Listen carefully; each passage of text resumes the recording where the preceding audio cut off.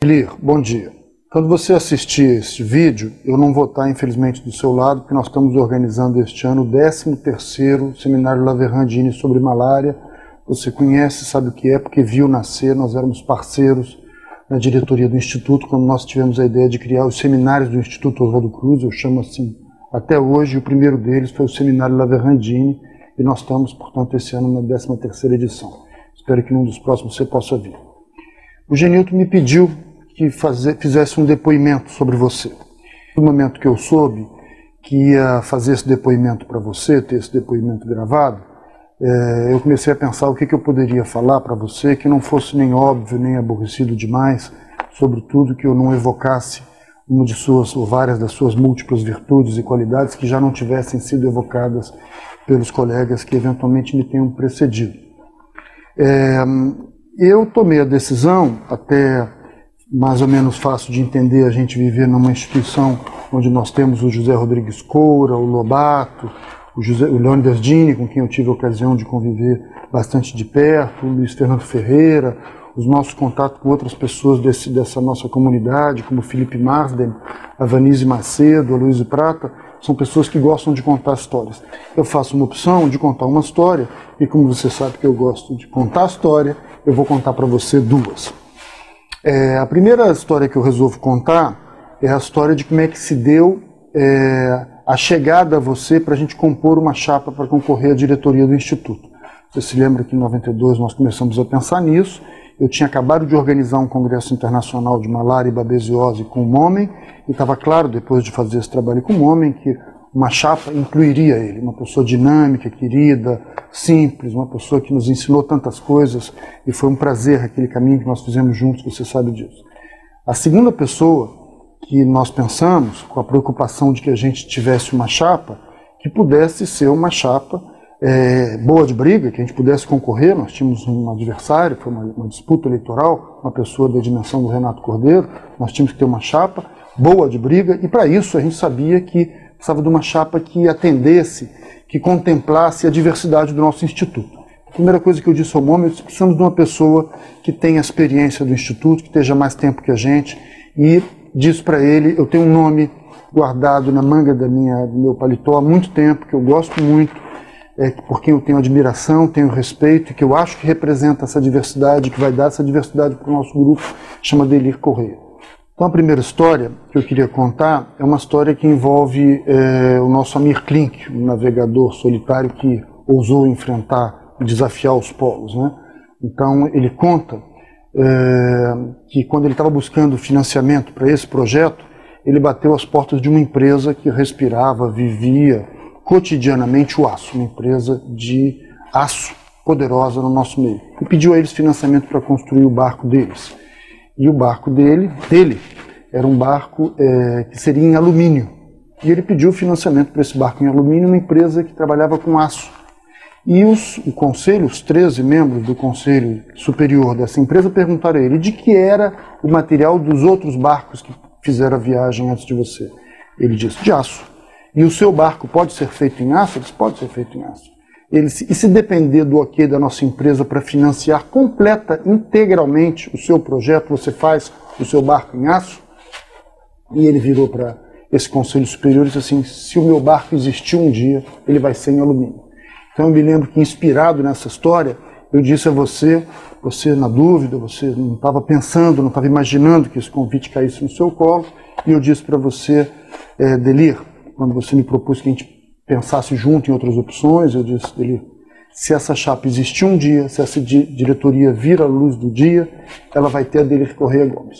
Então a primeira história era essa, e eu acho que ela tem tanta importância para mim e reflete tanto a importância que a gente tem que dar ao material do que é feito à vontade, que você se lembra que eu contei ela no dia da minha posse.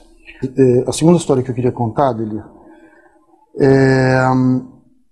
eu conto para ilustrar o quão emocionante foi você se integrar a nós no grupo, né? E então a segunda história que eu quero contar é a história do Novecento. Novecento é uma história escrita por um escritor italiano que chama Alexandre Barico, que escreveu esse livro e publicou em 1994. Uma história muito interessante.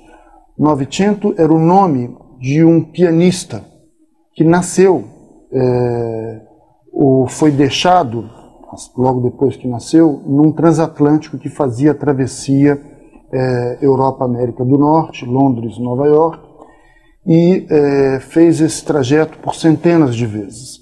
Como essa criança, esse bebê, foi encontrado no navio, a tripulação adotou essa criança. E ele, sem que ninguém soubesse bem explicar nem como, nem porquê, ele se tornou um exímio pianista de jazz. E a lenda do Novecento, isso deu origem a um filme que chamava A Lenda do Pianista do Alto Mar. Essa lenda correu o mundo, até que dizem que o próprio criador do jazz ouviu e resolveu ir fazer um desafio e desafiar o Novecento. Era esse o nome dele mesmo, porque ele foi achado no ano de 1900, nesse navio. Foi desafiar o Novecento. E a história eu não vou contar em detalhe, porque vale a pena ser visto em filme, mas ele nunca saiu do navio, nunca. Só uma vez, que na verdade ele quase saiu. E todo mundo entendeu que ele quase saiu por causa de uma mulher que ele conheceu no navio. Mas ele não consegue vencer os últimos degraus, ele não consegue abandonar o navio.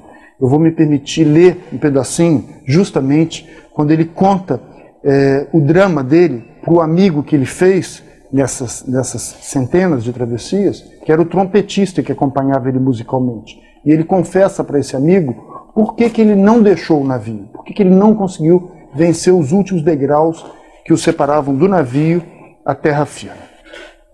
Ele diz para o seu amigo trompetista: não foi o que vi que me fez mudar de ideia, mas o que não vi. A terra firme não tem, ao contrário do navio, limites. Ela é um perfume forte demais, uma mulher bela demais, um navio grande demais. Eu não conseguiria saber onde estão os limites das coisas, o fim delas. Como poderia escolher uma só entre as milhares de ruas, uma só casa para morar, uma só paisagem para olhar, uma só mulher para amar? O amigo emenda: olhemos as luzes das docas e recomecemos do zero. É assim que se tem que fazer de quando em vez. Nada tem um fim se houver uma história para contar e alguém para ouvi-la, e você tem uma porção delas para contar. O amigo está insistindo com ele porque ele está dentro do navio que vai ser dinamitado em alto mar, porque ele deixou de ter serventia. E ele, quando soube disso, não teve dúvida que o amigo ainda estaria dentro do navio, e está dentro do navio nesse momento, conversando com o Novecento, tentando demovê-lo da ideia de ficar no navio e de naufragar junto com o navio dinamitado.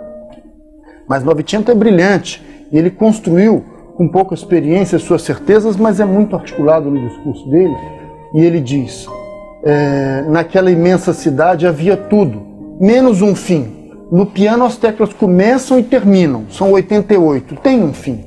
Você é infinito, pois a música que consegue fazer com elas é infinito também. Não suporto a ideia de sair daqui e ver um teclado com milhões de teclas, intermináveis, infinitas. E se o teclado é infinito, não existe música que se possa tocar. Eu estaria na banqueta errada. Nasci nesse navio. O mundo passou por mim, mas apenas 2.000 pessoas por vez. Aqui também pude sonhar, mas nunca além da popa e da proa. Minha felicidade foi expressa, mas num plano que não é infinito. A terra é uma viagem longa demais. Uma música que não sei fazer. Não vou descer do navio. Delir, eu fiquei muito impressionado quando eu vi esse filme, e logo depois li o livro, impressionado que estava com o conteúdo dessa mensagem do Alexandre Bari. E pensei que a nossa vida é uma sucessão de desembarques. E o desembarque é uma escolha. É você deixar uma escolha, um caminho, e optar por outro. E deixar aquele do qual você se afasta progressivamente na medida em que você se embrenha pelo outro. Então, uma das coisas mais extraordinárias foi quando nós conversamos com você, Momen e eu, e percebemos a dificuldade que você tinha de registrar e de processar essa nova informação. Você estava sendo convidada para embarcar num outro navio. E você tinha que desembarcar de um navio que eu tenho certeza que era grande, confortável, que abrigava toda a sua competência na sua área, na mitologia, na parasitologia clássica, na taxonomia. E isso você fez depois de pensar.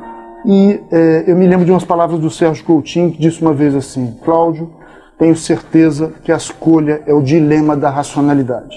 Então, foi um exemplo tão extraordinário ver você que estava definitivamente muito bem no navio onde você estava, fazer a decisão de desembarcar. Que coisa extraordinária que eu tenha tido a chance, a honra e o prazer dessa viagem que nós fizemos longa e com tantas tempestades, inclusive, e com tantas diversidades de momentos, num barco no qual você nos deu a chance de ter a sua companhia depois que você embarcou. Que coisa extraordinária eu estar podendo fazer esse depoimento com a vivência de quem fez esse trajeto e essa viagem com uma pessoa como você. Extraordinária oportunidade, longa vida para Delir.